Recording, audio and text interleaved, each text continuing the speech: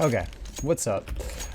So yeah, I want to talk about movement today. Evan sent me a message asking if I could kind of go over some movement basics.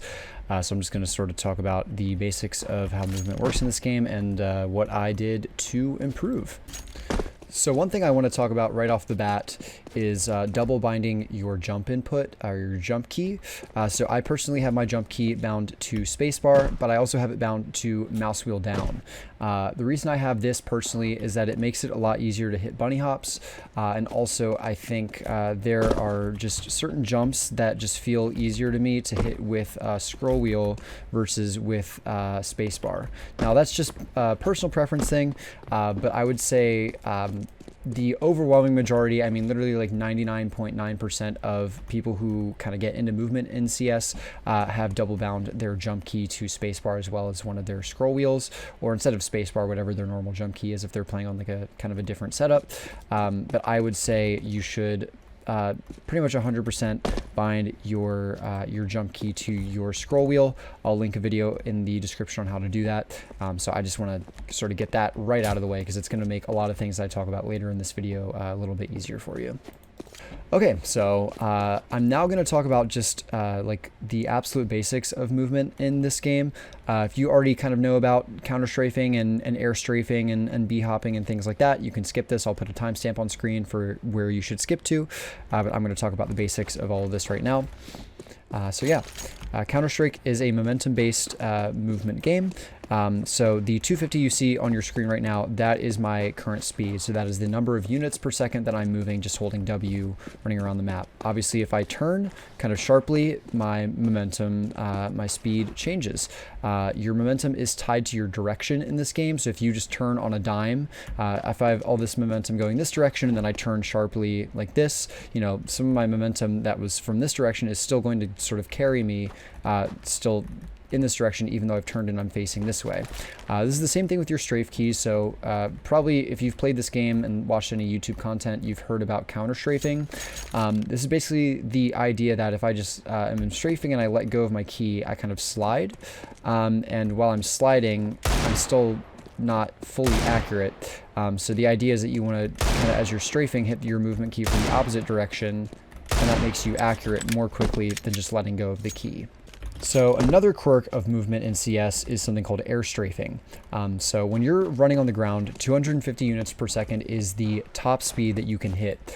You can exceed this speed by doing an air strafe. So this is a technique for when you're in the air, you kind of strafe and so hold one of your strafe keys, your side keys. In my case, it's A and D, A for left, D for right. You may have different binds. And then as I'm holding one of those movement keys, I'm moving my mouse in the same direction.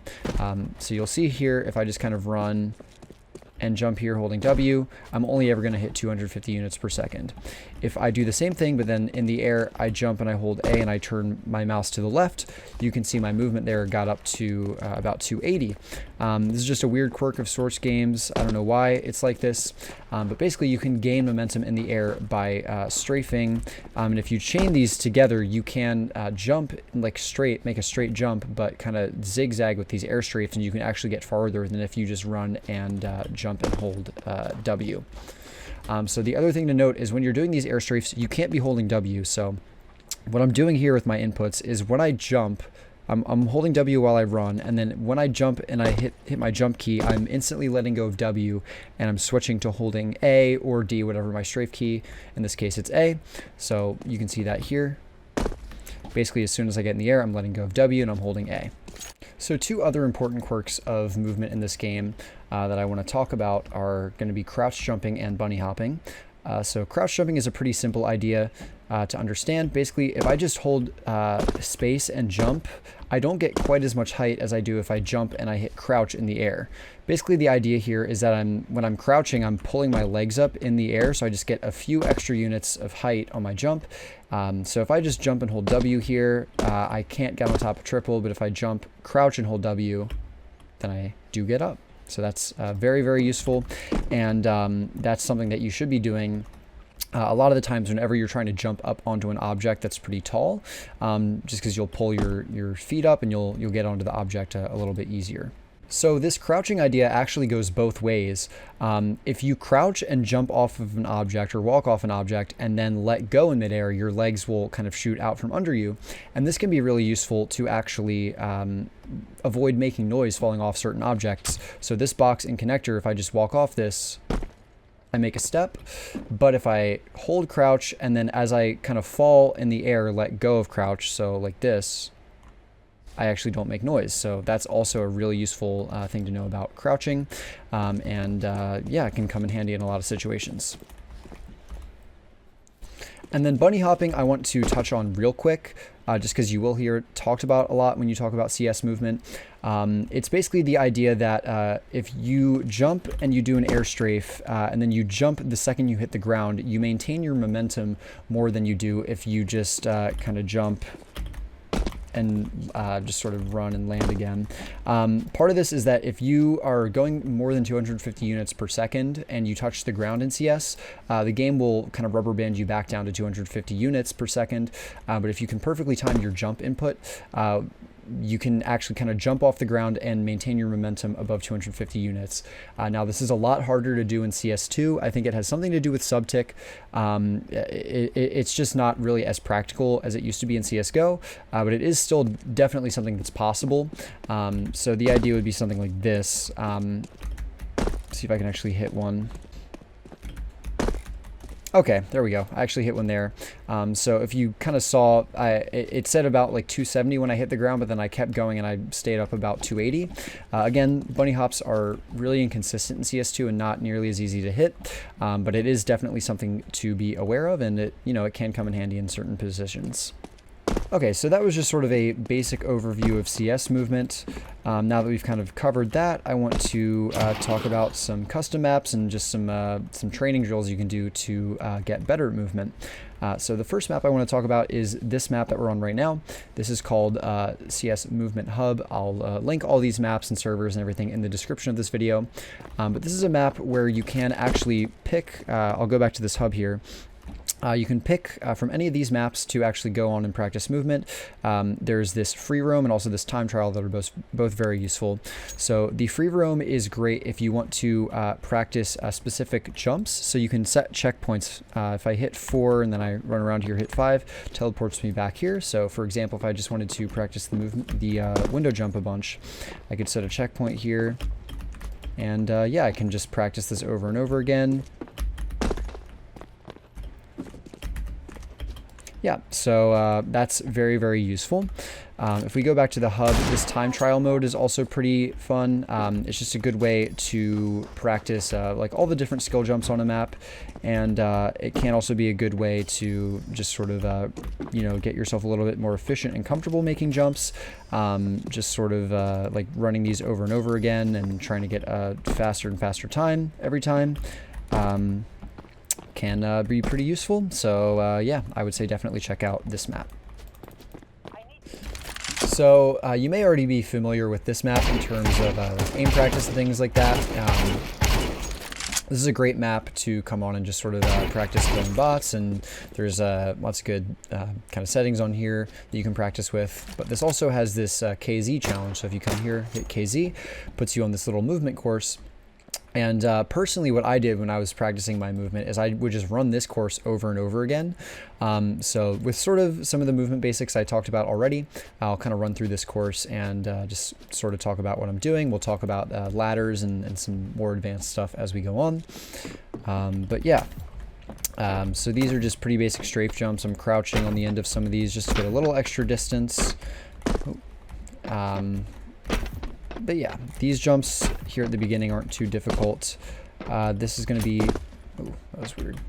That's going to be a crouch jump there to actually get enough height to get on that fence. I did a bunny hop there.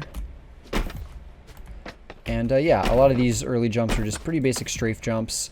We'll do a bunny hop here with a little strafe. And definitely my sync on some of these jumps isn't great.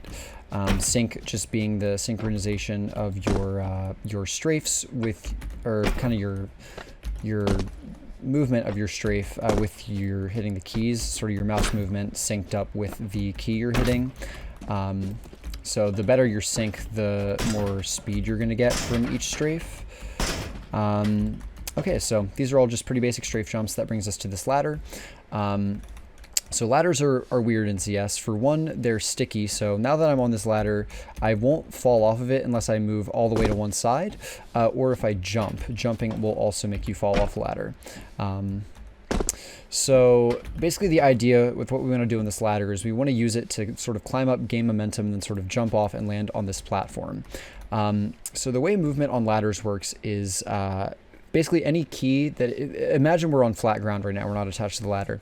If a key would make us move into the ladder, so in this case W would make us move into the ladder, we will move up the ladder, and if we're here and we press S, if we were on flat ground, that would make us walk away from the ladder. That will make us move down the ladder, and A and D will just make us move side to side. There is sort of another component to this. So if I'm on the ladder like this, I have the ladder on my right. Obviously, if I press D, that's going to make me climb up the ladder, and A is going to make me go down. But W is also going to make me move up because I'm looking directly up in the air. So what I can actually do is, since W and D in this position are both making me move up the ladder, I can hold both of them at the same time, and I move up the ladder twice as fast as I would if I was just holding one of those keys. So we can sort of use this to our advantage to gain a lot of speed really fast, and then sort of move our mouse to sort of carry that momentum and make us fly and land on this platform. So this is a very tricky thing to get a hold of. It took me a ton of practice when I was first getting into moving, sort of learning movement and practicing this course. So the way I'm going to do it is I'm going to look up. I'm going to look a little bit to the left, so I'm not looking directly up, and then sort of when I'm in the air and I fall off, I'm just going to let go of W and continue my strafe back to the right to get a little bit more distance and land on this platform. And actually, I am doing here, I don't know why I'm doing it, but it's just coming naturally to me. And I'm doing a little left strafe to sort of get away from the wall for a second, then kind of come back and land on this platform. So I'm just, honestly, I may miss this jump a lot of times. I'm just going to speed up the footage, and hopefully I will get it eventually. Okay, there we go. I finally hit it. You can see it took me about a minute there, or actually a little bit more to actually land that. I'm still not very good at ladders, but I would say it is worth it to just sort of grind this out and get a good feeling for it. So yeah, we'll continue with the course now. Just some more basic strafe jumps. I'm going to crouch on some of these to just get a little bit more distance. And yeah, we will come in here. This jump is just going to be a crouch jump.